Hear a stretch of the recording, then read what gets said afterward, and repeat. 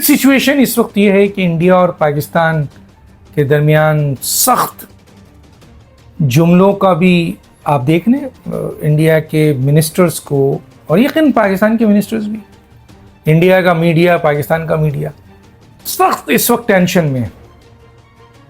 पाकिस्तान के prime minister तो थोड़ा तहम्मुल का मुजाहरा कर रहे हैं, लेकिन इंडियन प्राइम मिनिस्टर तो धमकियों पे धमकियां दे रहे हैं। अभी रिसेंटली उन्होंने धमकी दी कि ये जो मुल्क है बहुत हो गया, अब इस मुल्क को जो दहशतगर्दी करता है इसको ख़त्म कर दिया जाएगा। मैं पहले भी बता चुका हूँ कि पाकिस्तान एक ऐसा मुल्क है जो दुनिया में सबसे ज़्यादा दहशतगर्दी को फेस कर रहा है और सबसे ज़्यादा सिविलियन और फ़ौजी जवानों की कैजुअल्टीज़ हो रही है, शहादतें हो रही हैं सबसे ज़्यादा। हालांकि इंडिया में 65 अलहदगी पसंद तहरीकें हैं, जिनमें से 50 छोटी हैं, 67 के करीब है, और 17 ऐसी हैं जो बहुत बड़ी बड़ी हैं, चाहे वो खालिस्तान हो, चाहे वो मणिपुर हो, चाहे वो नागालैंड हो, चाहे वो आपके और दूसरे एरियाज़ आते हैं, तकरीबन 17 हैं। तो पाकिस्तान अगर दहशतगर्दी करवाना चाहता, क्योंकि एक बलूचिस्तान के ऊपर रॉ इन्वॉल्व है, सब दुनिया देखती है कि टीटीपी को रॉ सपोर्ट कर रही है, बीएलए को रॉ सपोर्ट कर रही है, बीआरए को रॉ सपोर्ट कर रही है, एक बलूचिस्तान में इंसर्जेंसी करती है, दहशतगर्दी करती है और वहाँ पर ऐसे हालात पैदा करती है केपीके में। लेकिन भारत में तो 17 ऐसी जगहें हैं जहाँ पाकिस्तान चाहे तो वो ये इनको हवा दे सकता है।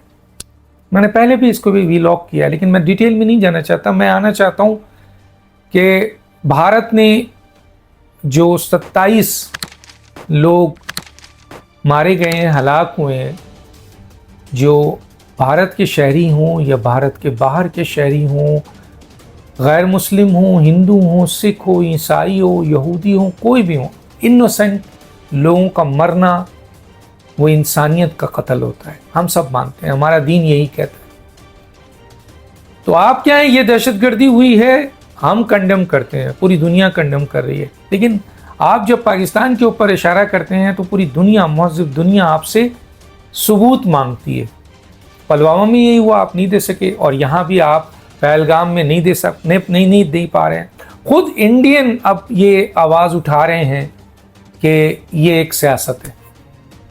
कांग्रेस की हुकूमत आती है, बीजेपी अपना एक्शन शुरू कर देती है, और दहशतगर्द जो होते हैं वो दहशतगर्द होते हैं। ना उनका कोई मज़हब होता है, ना उनकी कोई ज़बान होती है, ना उनका कोई और फ़िरका होता है। सही कहा, ये इंडियन कह रहे हैं, ये हिंदू कह रहे हैं, मैं नहीं कह रहा, आप देखें। लेकिन यहाँ पर भारत ने पाकिस्तान के ऊपर इशारा करके धमकी भी दे दी, और वो ट्रीटी जो 1960 में भारत और पाकिस्तान के दरमियान 3 दरिया, पाकिस्तान को 3 दरिया, भारत को इक्वल डिस्ट्रीब्यूशन, कोई तनाज़ा भी होगा तो उसको बैठ कर तय किया जाएगा, और उसका सालिसी वर्ल्ड बैंक है, उसको एक तरफा मुअत्तल कर दिया, ख़त्म कर दिया, और धमकी दी कि पानी हम बंद कर देंगे। अगर आप पानी बंद करेंगे तो फिर क्या पाकिस्तान इसको इतना आसान लेगा कि आप पानी बंद कर दें? एक एटमी मुल्क का, इतनी बड़ी ताकत है वो, 8-10 लाख की फ़ौज है उसकी, एक्टिव भी और रिजर्व भी, और जदीद हथियारों से लेस है, आप उसको मंजर कर सकते हैं। तो ये आप धमकी देते हैं तो जाहिर है, नेशनल सिक्योरिटी काउंसिल्स की मीटिंग हुई, पाकिस्तान की अस्करी और जो सिविलियन क़यादत हैं वो बैठे, उन्होंने इस मामले को गौर से देखा, उन्होंने भी पाबंदियाँ चंद चीज़ों में लगा दी जो उनका हक था। जो आपका हक है वो आप करें, लेकिन ट्रीटी आप बंद नहीं कर सकते, पानी आप नहीं रोक सकते। पानी रोकना, नेशनल सिक्योरिटी काउंसिल्स में कह दिया कि पानी अगर रोका गया तो यह ऐलानी जंग होगा, वाटर जंग है।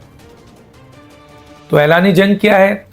अगर आप पानी रोकेंगे तो पाकिस्तान के मिसाइल तैयार खड़े हैं। मैं आपको बता रहा हूं, पाकिस्तान की फिजाइया को, नेवी को, दोनों को अलर्ट कर दिया गया है, और पाकिस्तान की बर्री फौज तो अलर्ट हो चुकी है, और पाकिस्तान के उन मिसाइलों को उस तरफ कर दिया गया है जहां पे भारत के अहम तरीन डैम्स हैं।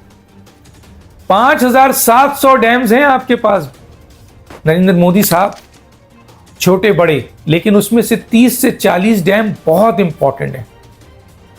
और पाकिस्तान इनमें से अगर कोई 6-7 डैम को ही निशाना बना दे तो आपका पानी तो तबाह होगा ही होगा। उस पानी से जो आप अपने भारत के लिए बिजली और दूसरी जो फैसिलिटीज हासिल कर रहे हैं वो सब तबाह हो जाएगी। पाकिस्तान को सिर्फ एक बटन दबाना पड़ेगा और जंग का आगाज आप करने जा रहे हैं।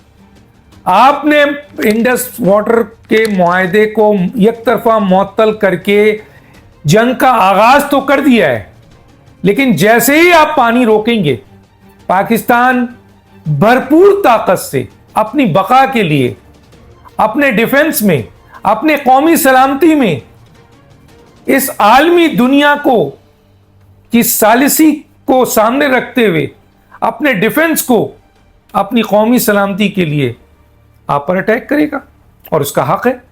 अगर उसका पानी आप रोकेंगे, उसके लोगों को बंजर करेंगे, ज़मीन बंजर होगी, प्यास से मरेंगे, तो क्या वो मिसाइल ऐसे ही रखेंगे? वो डैम पे जाएगा। कौन कौन से डैम है मैं ज़रा आपको बता देता हूँ कि ये डैम भारत के सरकार को ये अगर थोड़ा सा हो जाए तो बहुत अच्छा है। देखिए, बाखड़ा मंगल डैम दरियाए सतलज पे है। उसके बाद है सरदार सुरूर डैम दरियाए नर्मदा पे है, मुकाम गुजरात है। अच्छा जी, उसके बाद है जनाब हीरकुड डैम, उसके बाद ये दरियाए महानदी में है। फिर है नगर चन्ना सागर डैम दरियाए कृष्णा में है। अच्छा जी, कावेरी डैम जिसको KRS कहते हैं दरियाए कावेरी पे है। उसके बाद है कर्नाटक, वो आपके मुकाम है। उसके बाद है रंजीत सागर डैम दरियाए रावी पे है, मुकाम पंजाब है। फराका बैराज दरियाए गंगा पे है, मुकाम मगरबी बंगाल है। उसके बाद महानदी डैम दरियाए महानदी पे है, मुकाम छत्तीसगढ़ है।